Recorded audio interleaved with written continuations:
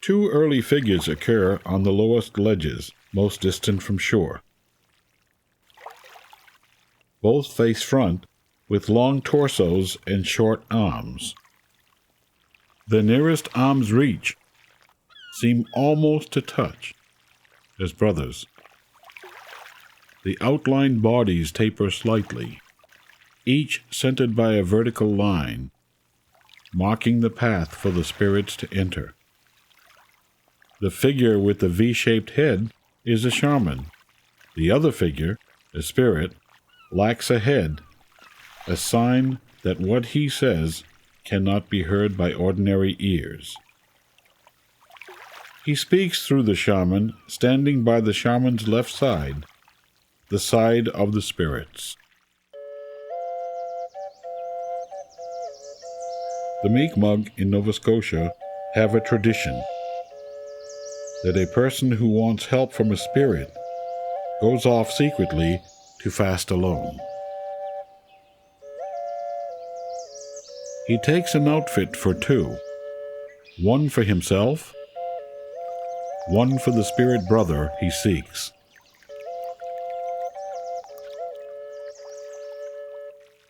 On ledges a few feet higher and slightly closer to shore, single figures appear that express spiritual possession in a different way. Here is one body with a single head, and yet 4 legs emerge. Are these the legs of a double? A sign that the shaman has been entered by a spirit?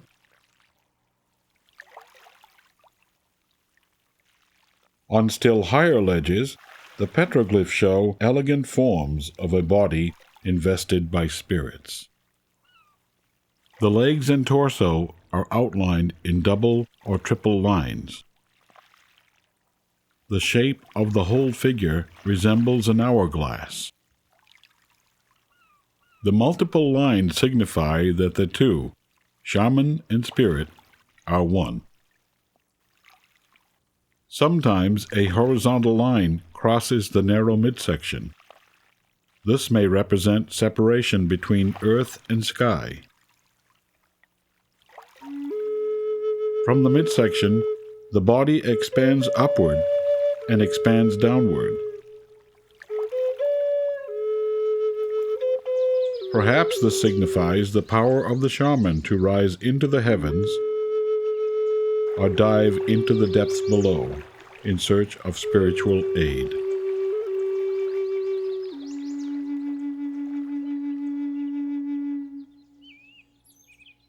During this period, from about 2200 to 1600 years ago, small family groups were dispersed along the rivers and coast of Maine. They moved wherever sources of food were seasonally abundant. They gathered once or twice a year for ceremonies, trade, games, and other exchanges. At this time, the rate of sea level rise may have slowed or stopped altogether. Storm surges, however, continued to erode the glacial deposits from inshore ledges.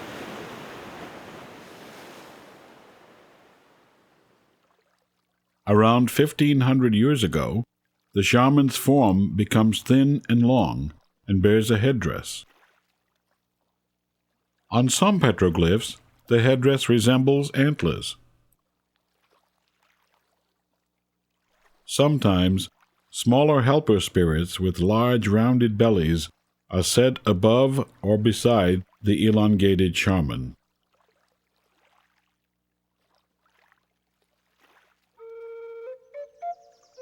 The Ojibwe, a related Algonquian group located in the Great Lakes area, believed that spirits depicted with full bellies, like someone at an eat-all feast, could bring good luck to the hunter. The hunter of moose, deer, or bear, if successful, invited everyone to feast until the entire kill was devoured. In this way, the animal spirit who had given of his flesh was honored.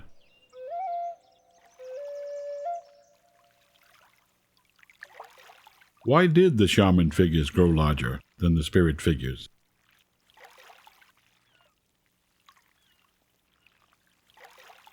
Perhaps the spirits now served as minions of the shaman.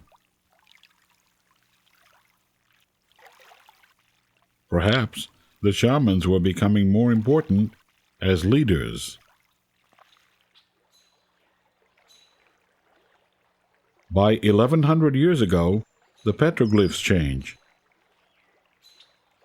Rounded, active figures with solidly filled bodies replace the elongated, hollow-bodied figures.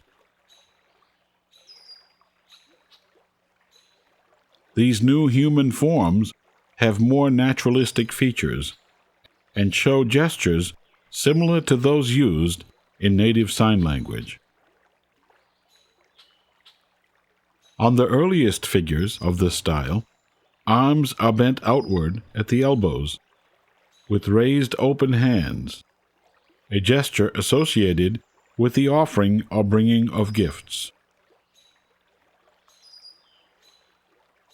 The feet are linear and oriented in one direction, a sign indicating walking or traveling.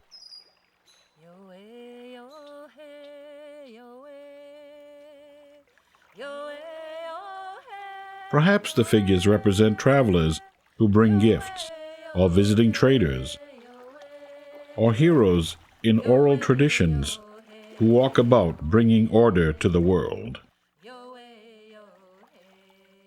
Sign language allowed groups who spoke different languages to exchange information for trade and other purposes.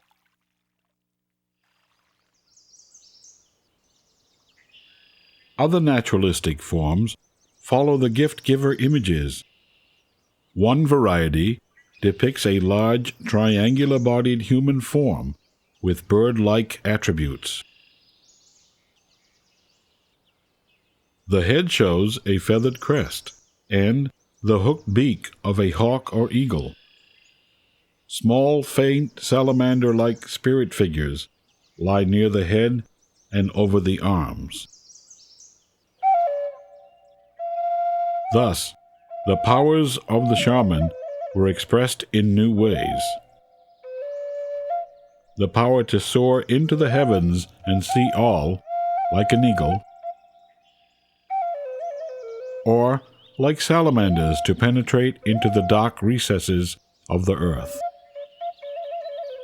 Salamander spirits were said to serve Maine shamans late into the 19th century.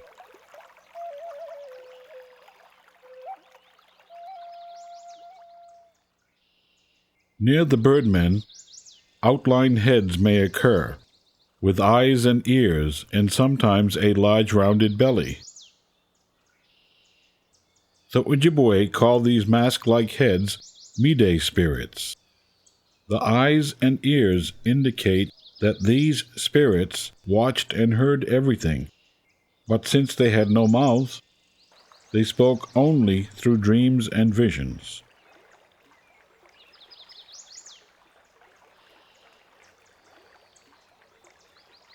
Some Maine shamans were said to be able to hear what went on at great distances.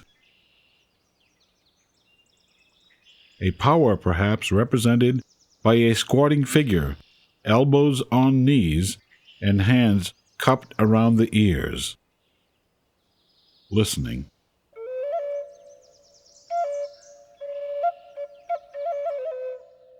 These human figures, displaying gestures, indicate a change in the manner of the shaman's performance.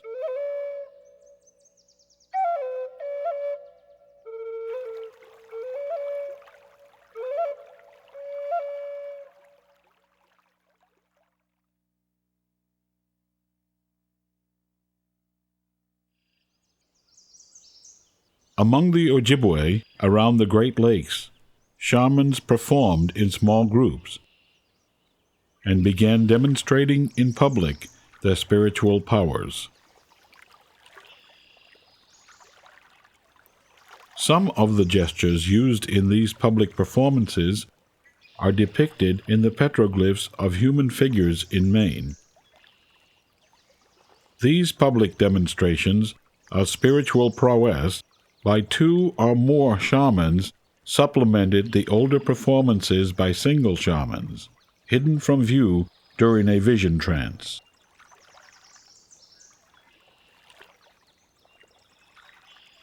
One group of Ojibwe shamans, called the Midday, or the Good-Hearted Ones, put on daytime performances, cured the sick, and initiated new shaman members.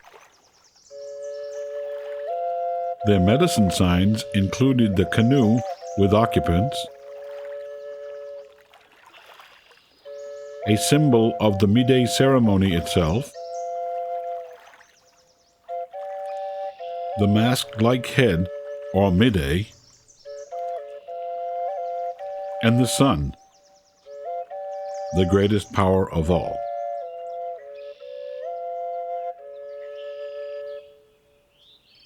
Another Ojibwe shaman group, called the Wabeno, or Men of the Dawn, performed only at night, continuing until sunrise.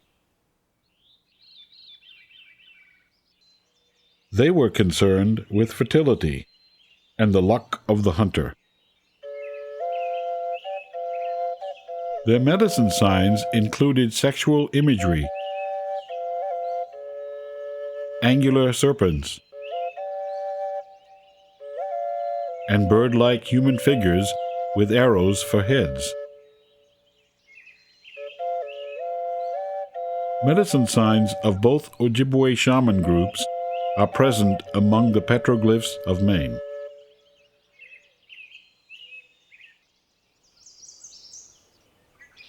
The shamans of Maine were also known to gather periodically to demonstrate their powers and skills. Such performances may lie at the root of oral narratives that describe fierce spiritual combats between shamans.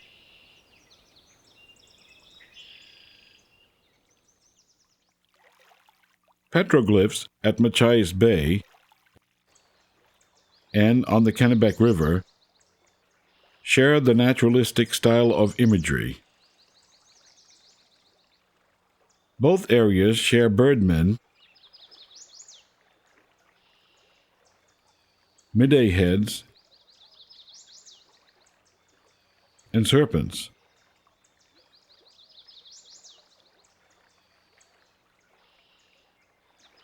However, on the Kennebec River, canoes are frequently represented.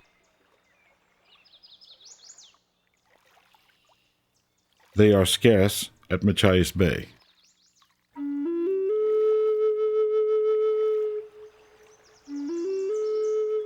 On the Kennebec, a huge bird rises from the center of a canoe. Other canoes carry a central figure with broad shoulders and tapering body.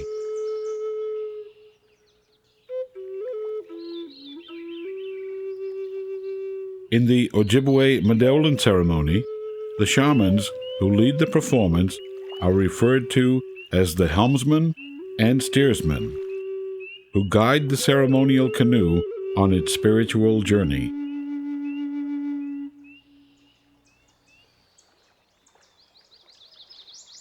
Depictions of male and female genitals in the petroglyphs of Maine are only known in the Kennebec River area. Here, crops were being cultivated 1,000 years ago.